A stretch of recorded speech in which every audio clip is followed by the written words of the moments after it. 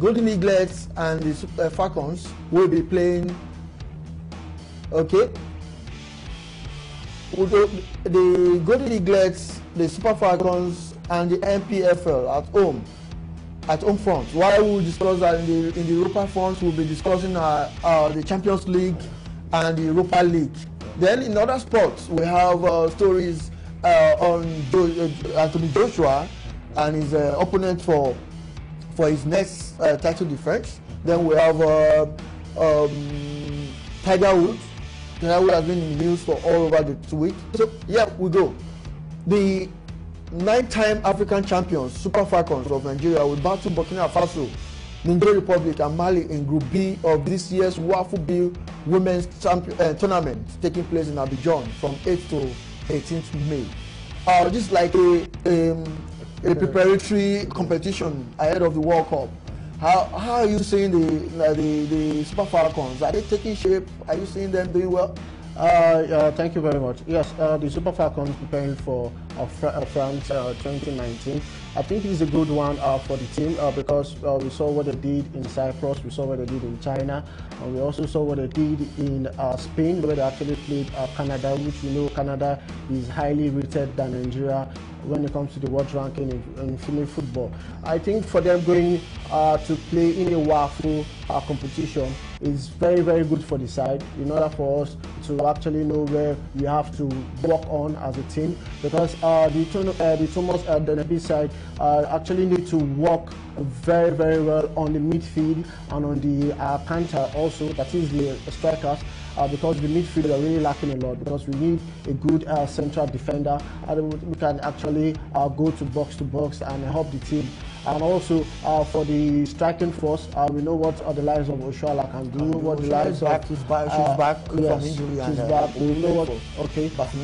Yes, and we know what the likes of Francis Ortega can do, and Okpara, if they can actually work together as a team and actually get those midfielders get to actually give them those deadly passes that they needed. I think is a good one for the team going forward into France. Okay. In Group A, we have host nation Cote d'Ivoire, Togo, Senegal, and Ghana to battling.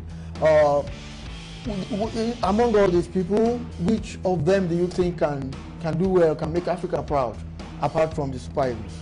Apart from the Super Falcons, the Super Falcons will be playing Mali, I guess. They'll be playing Mali and in the Wafu B.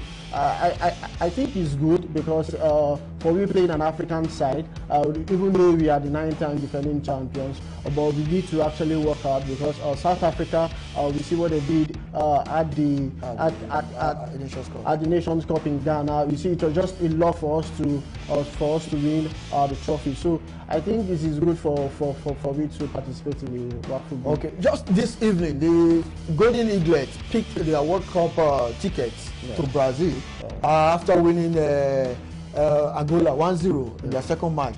You know, the first one was a thriller. It was a 5-4 win over the host nation. Now they have qualified. They picked up their qualification for the World Cup, and this is against the fears that we were having before even the Nations Cup, the Under-17 Nations Cup, as a result of the MRI. No doubt about that. Five key players were actually knocked out when they went to do the MRI test in Nigeria. Thank God, hopefully we went there with a 21-man squad, which all of them passed. And we know that the likes of people like Cameroon, there were actually some players were actually disqualified. But going into the tournament proper, we actually qualified for the World Cup is a good one for the team, having been left out in the last one, which was held in India. But coming to win Angola is a good one for the team. But what I just want Garba's to actually take note is for them to be very clinical when it comes to the front. Yeah, that's one of the problem. Yeah. They miss chances today. Yes, and they cannot continue like that. Even in the first match against Tanzania, we saw them missing a whole lot of chances. So I just want these guys that are good boys, no doubt about that. So we just want them to actually get to get to bang in the goals when they are in the front of their opponent's attack, and if they can get that done, I think they will be actually clinching the African trophy for the record of all time at the end of the competition. Okay, if you are watching, you can follow, make comments, follow us on Facebook. We'll be investing your comment, we'll be discussing your issues. Now we move to the world scene. Yesterday it was a big one, when Manchester United were lashed by the experienced Barcelona. 2 goals from Messi, the magician, then a beautiful goal from Coutinho. Yes, I actually told sports bodies, which are my friends, I told them that for Manchester United going to Barcelona, it's going to be a walk in the park for Barcelona, because they are playing in front of their home crowd. You can see if about 65,000 people is watching you, and the likes of the world's best player, Messi is there, Luis Suarez. Talking about Messi, his statistics this season has been exceptional. He has scored 45 goals so far in all competition for Barcelona, and 10 more than any other player in Europe. Yes, you see, Messi we actually want to work really hard this season, because he was not given the FIFA the world best last season, which was taken by Lucas Modric. So he's bringing everything that he has got to the field when he comes to play, because he wants to really actually be the world best again. So for me, Messi yesterday was top class, and I think he just have to remain that way for him. Okay, now when you look at the Manchester United team, it has been a kind of a party for them since Solskjaer took over. But now things look, people are blaming, there are blames everywhere. Some people are complaining about the defense, some people are complaining about the mistake he made yesterday. And what is your take about the team? Are they improving, or do they have anything to fight for again this season? I think the only thing that they have to fight for now is a top 4 finish. A top 4 finish, because we see this Manchester United side. I think there's so many problems actually affecting the team right about now. But you see what they did at Camp Nou yesterday. For me, it was a wishy-washy performance. When you are playing Barcelona, you are playing in front of the home crowd. You have to defend, and you have to wait for a counter-attack so that you can actually use your 2 wingers, which are very much pacey, like the likes of Lingard and Marcus Rashford. But we see them yesterday. They didn't actually come to the party at all. You're playing in Camp Nou. Yes, yes, they are playing in Camp Nou, but what United what United needed have done yesterday was just to sit back, defend, absorb the pressure, and give. Now, most of the fans are complaining about the keeper. He made a mistake yesterday, and I wouldn't know if that one mistake can actually dent his image as one of the best goalkeepers in the world. No doubt about that. The Manchester goalkeeper is a world-class goalkeeper. But you see, when you watch Man U game, you get to see David Gea keep in the Premiership. You get to see him keep in the Championship. You get to see him sometimes keep in the FA Cup. The guy is being overworked. He's being overworked. And when you have overworked, fatigue get to set in, and you get to lose some of your strength and some of the things that you needed to bring to the table when you play for your team. So if this guy can actually come to the party again, we could see them going, because they still have Manchester City to play at the Premier League. If they can actually get him to his right sense, and David Gea can actually come back, and he's a good keeper any day, anytime. Okay, now the second match yesterday was a big shock. Juventus were shown the door by Ajax. Yes, Ajax, they are a good side, a very young side, and for people, you are playing away in Turin, and we were expecting Juventus to finish the job yesterday. Yes, everybody was looking at Ronaldo to actually deliver the goods for Juventus yesterday. But this Ajax side, which they are very energetic, they are a young side, they are hungry. They want to actually replicate that same performance of the likes of the 1995 squad, which they actually won the Champions League, even without world-class players then. So I see these guys, I think they have this thing working for them. Teamwork is really working for them. They have to absorb all the pressure. They go into the game. If they can beat the likes of the defending champions, Real Madrid, if they can beat Bayern Munich, and beating Juventus yesterday, I think is just a plus for them. And for me, I see them winning the Champions League, because if you can if you can actually beat Real Madrid, beat Juventus on your way to the Champions League, I see them winning the Champions League. Wow. See them winning the Champions League. That's a big one. Your comments are coming in, but we'll read them later. Now the games for today. Liverpool will be going away to Portugal for the second leg against Porto. We will be having a 2-0 lead from the first leg. While the other game, Tottenham will be up against Manchester City away at Etihad Stadium. Now let's look at first Liverpool. They went all the way to the final last year, and if not for one or two reasons, they could have given Real Madrid a run for their money in the final. And now they are on their way. Do you see them holding on to their 2-0 lead, or Porto coming up with a surprise? No, I see Liverpool firing with all cylinders, because having played Chelsea on the 1-2-1 at Anfield, I think is a game that actually make all football lovers see that okay, Liverpool are really going very hard this season. They didn't actually win the Champions League due to some errors from the goalkeeper. That's what I mean, the last Champions League final. But you see them going away to Porto. I see Liverpool running away with a victory in Porto. If Salah, if Mane, if Firmino can actually come to the party, with the likes of Henderson playing at their back, I see Liverpool get to win the match in Porto. Okay, now for the second match, we have Tottenham going to Etihad Stadium for a draw, or a 2-1 loss, a 3-2 loss, or something.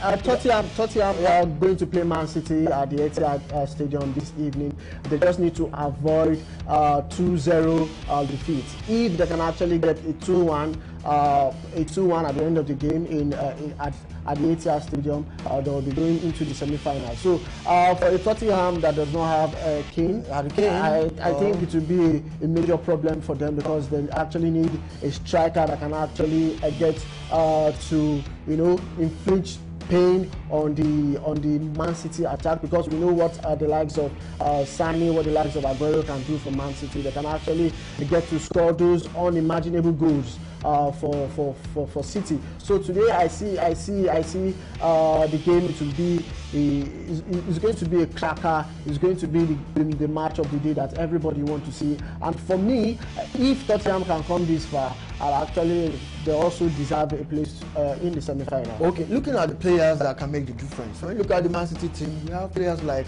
Leroy Sané, who has been involved in 7 goals in the last 3 home games, 4 goals, 3 goals and 4 assists. We have players like De Bruyne, we have Aguero, and you think these players can just string up a moment of magic and put Man City all into the semi-final? Any day, anytime, those players you just mentioned are world-class players that can actually deliver for Pep Guardiola this evening. I'm banking on Aguero, I'm banking on Sane to actually do the magic for Man City this evening. For Tottenham, the likes of Luka Moura, which actually scored a hat-trick in the last game. So I can see him coming to the party also. And if this guy can actually be at his best today, I mean Song, I mean Dele Alli, at their best today, I think he's going to be a cracker, as that anybody, the pendulum can actually swing to any side. Okay, now you are watching Trust Sports, and now we'll go through your comments. Jonathan Ayuba He's saying Manchester City should please wait for next year. Like this year is over for them. It's not over until it's over. It's just a game of 90 minutes, which anything can actually happen. I just want him to actually sit back and relax and see how at the end of the 90 minutes and see what happened, because you can actually predict who is going to run away with the win. Okay. Now, Sadisu Rabiu Sidi, he's saying Tottenham will advance to the semi-final. Umar Lawali says Man City will deal with Spurs. Then Bello Usman Sheru say I doubt about that. I don't know what is doubting. And Stephen Abeson Monday says Man City will deal with Spurs. Okay.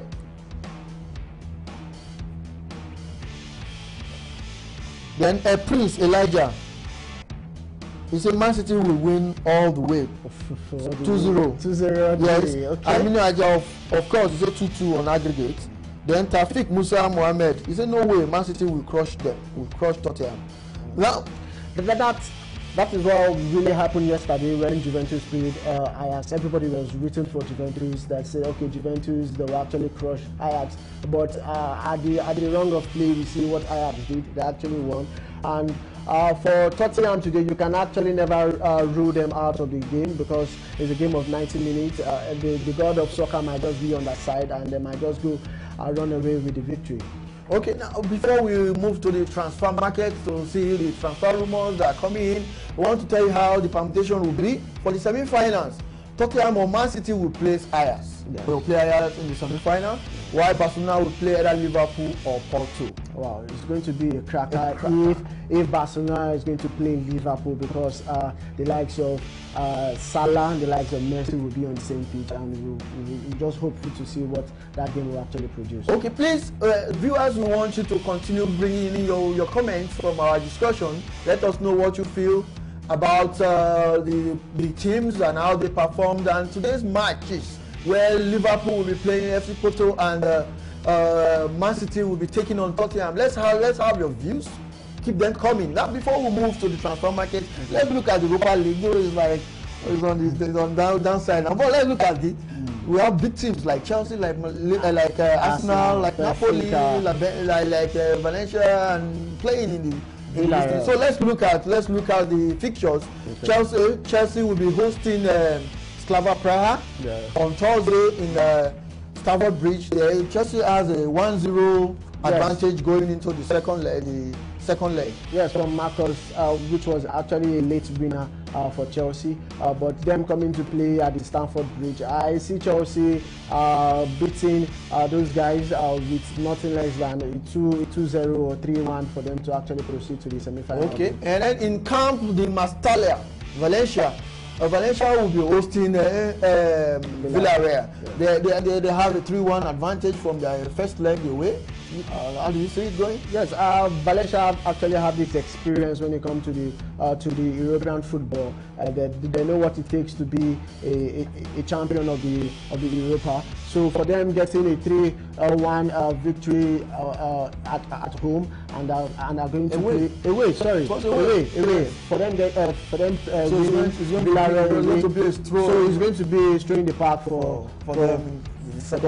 Now the Stadio San Paolo Naples. That's where Arsenal will be going to play Napoli after a 2-0 first leg win. Though Arsenal were so wasteful in the first leg. Yes. And do you think they will not pay for it in the second leg? No, I think if they can actually go there with the kind of squad that they have, there's no injury worries for the Gunners right about now. All the players are intact and they are ready to play in Italy when they get to play at Napoli. So I think that Arsenal can just go there and hold their own, get to defend. They just need a goal or two to actually cement their place in the semi-final. So if they can actually go there and win a 1-1, if they can actually go there and play like a 1-1 or a 2-1 or a 2-2, that can actually get to see a 2-1 or just an away goal. Just an away goal for them to even if they lose away. Yes, as long as within 1 goal or 2 goals, then they can actually proceed. So then the final game will be Benfica, who will hosting Frankfurt.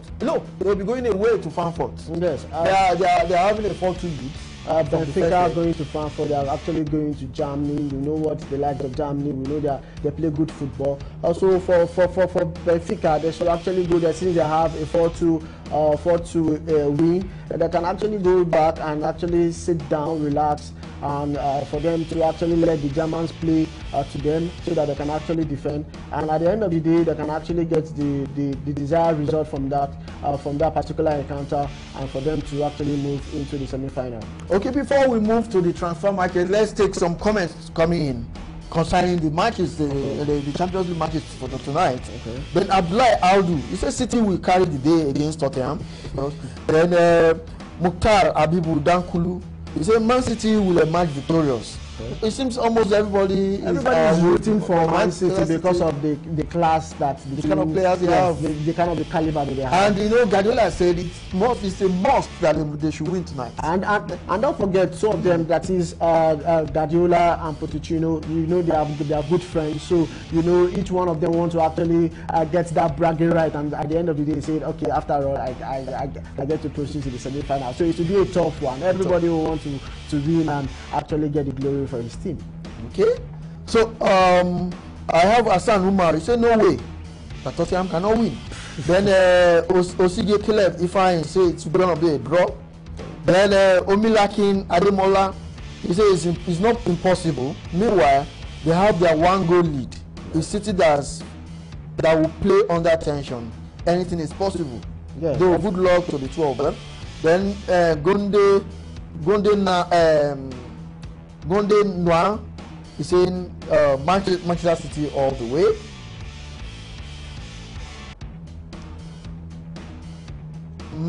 Me Simon, he says City is out of UEFA Champions League.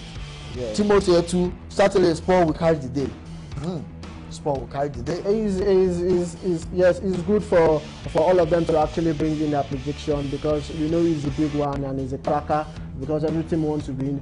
But it's not just messing with your mouth that Manchester City will carry the day, but when they come to the field of play and see what they're actually playing, then we can see what we hope for the game. Okay, now looking into the transfer market, there have been rumor of players moving from club to club ahead of the transfer window. Okay. The biggest one in the news now is the Ajax captain, okay. the Leeds. There have been clubs coming around for him. We have Juventus, we have Man City, all of them going after the guy. And yesterday, a reporter asked him that when will he announce his departure to Barcelona? I think it's a good one, because we know what the Ajax team has been producing, a lot of good defenders and all that. If he can actually move to Barcelona for his career, is good. But for the team Ajax, they want him to stay back. But you know what? Of course, he can't stay back. We believe in this. Yes, he will believe in, no doubt about it. But you know, every player is actually dreaming to play in Barcelona too. Whereas if Barcelona comes for him and drop a big money, why not? Just like John, yes, who is already signed for Barcelona. Now we have James Rodriguez, who has been on loan in Bayern Munich from Real Madrid, and the agent is saying, Jorge Mendes is saying, Bayern Munich should come out and declare if they are going to sign him, because there is a clause in the 2-year loan deal that you know that they can sign him for 42 million euros. Yeah. But Bayern Munich are not coming out to tell you, look, we are going to sign him or we are sending him back. No doubt about it. James Rodriguez is a good player, is a fantastic midfielder, any day, anytime, which any coach will want to have in his team. So if the agent is actually demanding if Bayern Munich want to keep him, they should just actually say it if they want to keep him, or if they want to allow him to go back to Real Madrid, because you know what he can do. He's a good player. He's a good left-footed player. If he can actually stay at Bayern, I think he's a great addition to the team. Okay. Now Chelsea seems to have found a replacement for Eden Hazard. They have resolved that Eden Hazard will leave this season. For me, Hazard just have to go. Now they are eyeing Nicolas Pepe of Lille, according to the Daily Mirror. Daily Mirror says Chelsea are looking at Nicolas Pepe as a replacement for Eden Hazard. It's valued at around £70 million. You know, these days in football, there's a hike of anything. Any player will just see, you just get to see them like overhype this player and get to slash big money on such players. If they can actually want to get him for that amount, I think it's okay. It's okay due to the transfer market that we are seeing presently. Okay, for Manchester United, looking at their very woeful performance like yesterday, the team coach Ole Gunnar Solskjaer is saying 3 players will be signed in the summer to beef up the team. Do you think 3 is enough? I think Manchester United have all those players they need to be a world-class team, which they are right now. But it's just that they are not clicking. If they want to get 3 players to fortify the team, I think it's a welcome development for the team, so that they can actually return back to that status that we used to know Man U for in the days of the likes of Alice. I mean the former coach. Alex Ferguson. Okay, now the story has been in the news for years is Gareth Bale. Gareth Bale, today is saying Gareth Bale should be sold, that he doesn't want him in the team. For me, since the departure of Ronaldo, Gareth Bale should have been that player that would actually step up to that level and help the team. But he's not carrying the team on his shoulder. What is left up for him is just for him to leave the team. And the fans seems not to be with him. Yes. The fans are always bullying him because he's not playing well. Okay. Now finally in the transfers corner we have Barcelona saying if you want to sign Coutinho, you have to pay his release clause of £355 million. I don't think Manchester United or Chelsea can do that. So you just have to let him stay at Barcelona. He's actually doing fine for Barcelona. Okay. In other sports, we have a story about Anthony Joshua's rival opponent in next 2 months fight, defense of his title. Gerald Miller been rumored to have failed his doping test. Wow! If for a boxer to actually fail a doping test, it means there is a lot of problem. There's a need to actually know what is happening there, so that Anthony Joshua might get to fight a clean fight with Miller if that fight will still hold. But there is a concern if the fight is still going to go on. It was just a kind of the first preliminary results of the test. And the two sides are saying they are still going to continue training. They're still going to continue before it is clarified. Training, I think, is a good one. If Anthony Joshua can actually fight Miller and get to retain his world title, I think it's good for him. Okay, in the tennis front, we have world #1 Novak Djokovic smashing his racket during his frustrating 3-set victory over Filip Kolestriba as he reached the Monte Carlo Masters last 16. The Serb who lost to Kolestriba in the 3rd round of India Wells in March prevailed 6-3, 4-6, 6-4. I think Novak Djokovic just need to work hard. He needs to work hard because we know what he can do when it comes to tennis. We know that he is rated among the top tennis players in the world. He's #1. He's #1. He's #1. If you can actually, because it's not easy to maintain you being the #1. So you just have to. It was actually a frustrating game for him. The guy actually frustrated him. As the #1, you know every player will want to beat you because you know you are the #1. So you need to work extraordinary hard for him to actually retain that is #1 position in the world. Okay, now to round off this program, we are, the biggest news in the golf game now is Tiger Woods winning the Masters from nowhere, from grass to grace. Wow! You know, everybody's commenting about it. Former U.S. President Barack Obama has commended him for the feat. Even Donald Trump, the American president, is commenting, is praising him for his feat, and he has moved 1,193 spots to be ranked 6th as a result of that feat. I think it's a good one for Tiger Woods. We all know what happened to him. He was very, very down. But with this US Masters Open, they actually bring back his career to life, to the limelight, which we all know that Donald Trump has to want to award him as he wants to give him the best award in US. That is the highest award that a civilian can actually get in the US. I think it's a good one for his career to actually boost his career and actually say, yes, if I'm down and I can actually rise again. I think this should be a motivating factor to every athlete out there. If you are down, believe in yourself, the confidence that you can actually come back. And okay, that is a takeaway for everyone. Yes. Thank you for staying with us. Thank you for staying with us today. Keep the comments coming. We'll be interacting with you on our social media platforms. Thank you very much and have a wonderful evening.